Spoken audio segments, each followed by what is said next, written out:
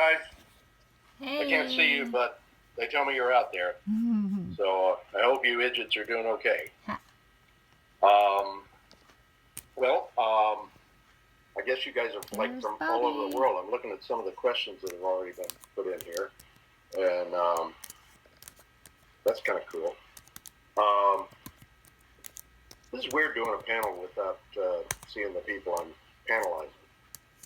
But I guess I'll just get into the questions. Gayward Son says, what is the biggest difference between our Bobby and Apocalypse Bobby, and which do you like better? Ooh, good question. Well, the biggest difference is that Apocalypse Bobby, old Bobby, doesn't have a history with boys, and that's the biggest factor in my kind of preferring playing regular Bobby. I've missed the humor and the love between him and them, and it's the personality is there in both, but the history isn't. So I much prefer playing regular Bobby, but I've been very happy to take whatever was offered. So Hannah asks, what is my favorite book?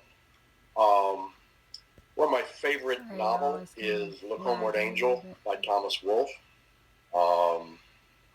It's by far my favorite novel.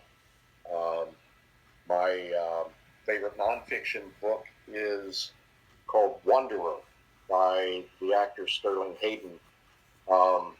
It's an autobiography, but it's got only a little bit to do with acting in Hollywood. It's much more about how one lives one's life, and it's about sailing and the adventures he had in his life, which are fascinating. I've read it several times, getting ready to read it again. So, Juliana asks, tell me more about participating in The Boys. Well, if you've watched The Boys, you know that there's another Robert Singer, and he doesn't seem at the moment to have anything to do with Supernatural's Bobby Singer, but he does have the same name. So I play the Secretary of Defense on The Boys, and it's a lot of fun, and I think it's a very cool, fun, outrageous show.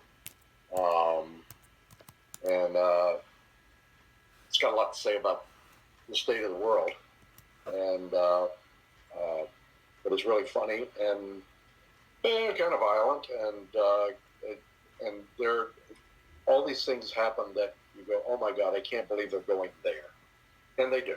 So it's Jensen is going to be joining the cast this next season.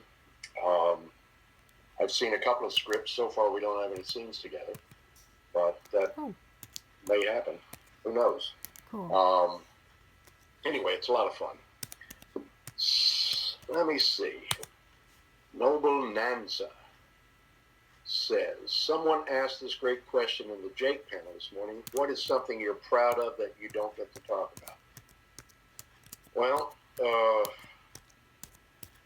boy, I pretty much talk about everything, don't I? Shutting me up is kind of hard.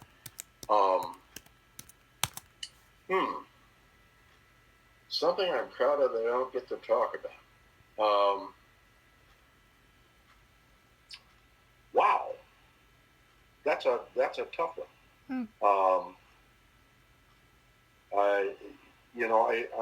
I'm given an awful lot of opportunities to talk, and people ask me about things that I might be proud of fairly often. I can't think of anything I haven't said. Probably my proudest accomplishment is my book, Life's That Way, which started out just to be a record of a year in my life, but turned into something that a lot of people found very helpful. And I'm very proud of that fact. Even though truth is, I didn't set out to help anybody but me. What's your favorite It card? seems to have been a useful book for a lot of people. So I guess there's that. And the fact that I managed to raise a beautiful daughter pretty much by myself. And she isn't crazy or a murderer or a drug kingpin or I guess it'd be a queen pin for a woman, wouldn't it?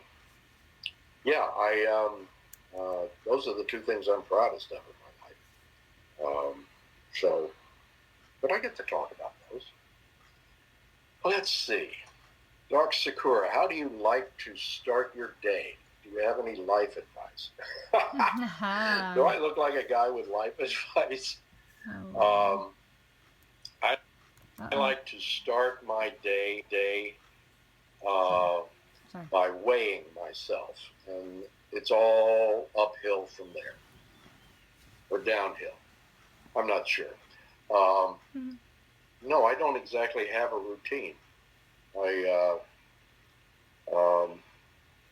don't actually like to start my day. I like to just sleep, but I don't sleep as well as I would like to. So eventually I wake up.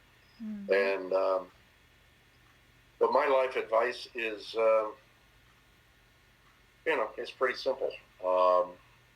Keep putting one foot in front of the other, and don't make anybody sorry that you're around. It's pretty simple stuff. Keep on going. Let's see. Keep pushing. Fantastica Mila. How do you feel knowing that the phrase family don't end with blood, said by Bobby, is important for SPN family even today? I think it's really cool. I didn't write the line, but even when I said it, I knew it was a great line, but I had no idea it was going to turn out to be really the definitive line of the show. But it's true. Family is not just what you're born into, it's what you make and what you're accepted into and what you accept. And we in the supernatural world have thrown a very wide net, and we're a very inclusive group. And nobody looks at supernatural fans and says, what's your religion, what country are you from, what's your race, what's your political beliefs. We just take everybody in, and we're better for that. And I think that family don't end with blood is a great line to be known for saying, but it's an even greater line for what it means to us in this supernatural world and in our regular world as well. From Supernatural, Jim Beaver. Camille Silva says, of all the advice Bobby has ever given Sam and Dean, which one do you follow off screen? Well, I'd have to remember some of the advice I gave in order to answer that well. Did I? Well, I think I told him to shut up a few times. I don't know if that counts as advice, but as you can tell if you've been around me at all, I don't follow that bit of advice. It's, don't be an idiot. Yep, I knew it.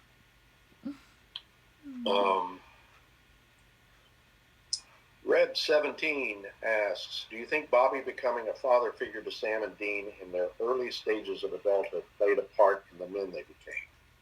Yes. Yes? I mean, we are all part of whatever our experiences have been and our relationships. So I think it's pretty obvious. I like to think they benefited from being around Bobby, and um, and he may have benefited from being around them too. Who knows? Huh. Lemon Pie says, "I saw you in Enterprise. How was it to be in Star Trek?" It was fun for yeah. a day, because that's all I was in it. I was in the pilot of Star Trek Enterprise, and it was fun. It was a very brief experience. I liked the people I worked with, and I had a vaguely noteworthy line, because I didn't know exactly what this creature was we were investigating, and I tried to show how smart I was by saying it's a Klingot before getting corrected. So it's like yeah, it was fun. It was very short lived. I went in and shot all of my stuff in one day, and never went back. So could have been worse, could have been better. Your regular asks, was it difficult to record knowing it would be the last time? Brazil loves you. Obrigado. Oh yes. Yeah, it was difficult, because not so much the scenes themselves the last time I worked there. It was just difficult knowing that this family that I had worked with for 15 years was breaking up. We're still here. And I think we'll always know each other and always love each other and always be there for each other. You can't work that closely with people you really, really like for 15 years and just drop them out of your life. And many of the closest people in my personal life are people I met on the Supernatural set. I'm saying. So said, we're still here. it was difficult saying goodbye. It wasn't difficult shooting the scene. My last scene was, it was just work, like they all are. And the crew makes it easy. But what was hard was just, it was also because we were shooting, in the pandemic, and we had to stay away from each other, and you're trying to say goodbye to people you've worked with for 15 years, and you can't really hug them. That was painful. But, life goes on.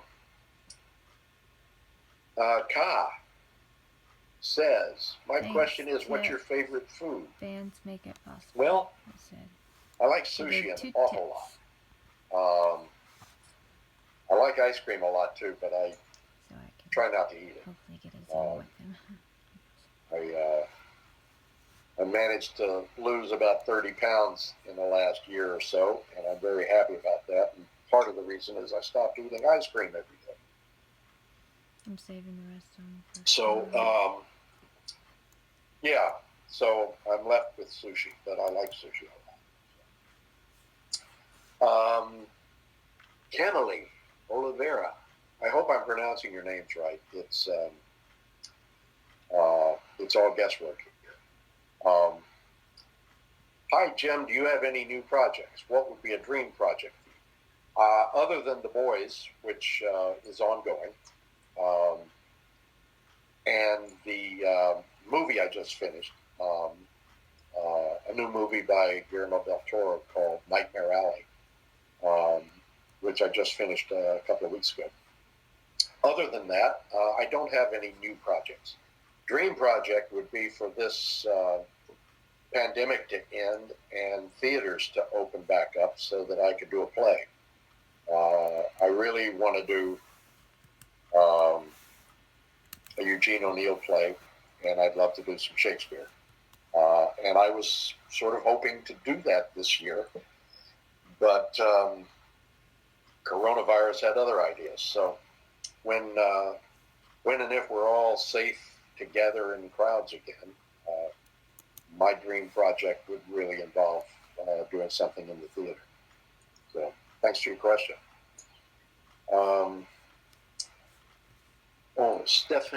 Stefan Lopez.